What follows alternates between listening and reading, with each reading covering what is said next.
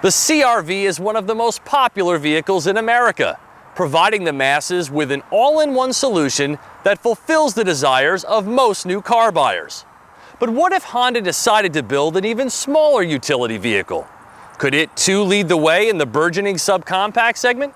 This is the all-new 2016 HR-V. The CR-V is a small SUV with a starting price of under $25,000. The Fit is a small wagon with a starting price of about $16,000. And in between the two resides Honda's latest crossover, the HR-V, an amalgam of both with available all-wheel drive.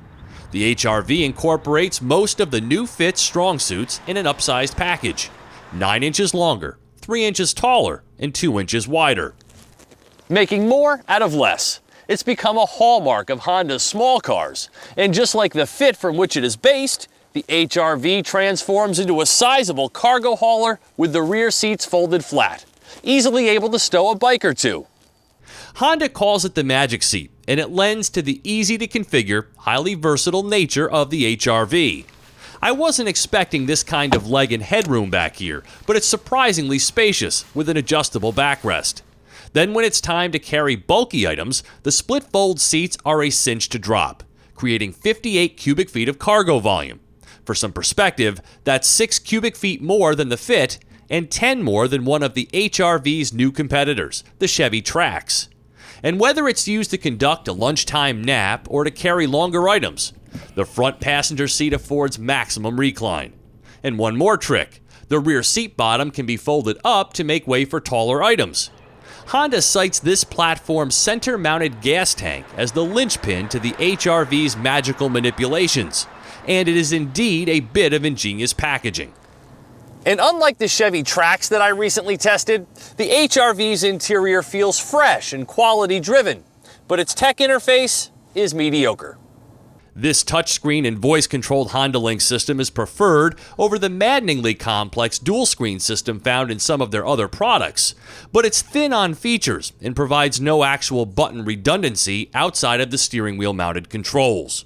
There's no Navi or OnStar-like goodness here, such as a Wi-Fi hotspot, but there are highlight features such as a multi-angle rear-view camera and lane watch for monitoring activity on the vehicle's right side. There's also Smart Entry with push-button start and an electronic parking brake to free up some real estate on the center console.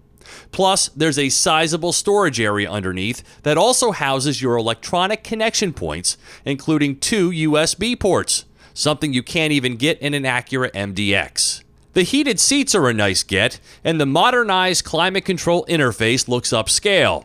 The model I'm testing here is the HR-V EX, the middle trim between the base LX and the top-of-the-line EXL with leather and available navigation and sat radio. Mine is a front-drive model with the standard 6-speed manual, all-wheel drive, and a CVT are optional. But unlike the Fit, there's no Earth Dreams under this hood.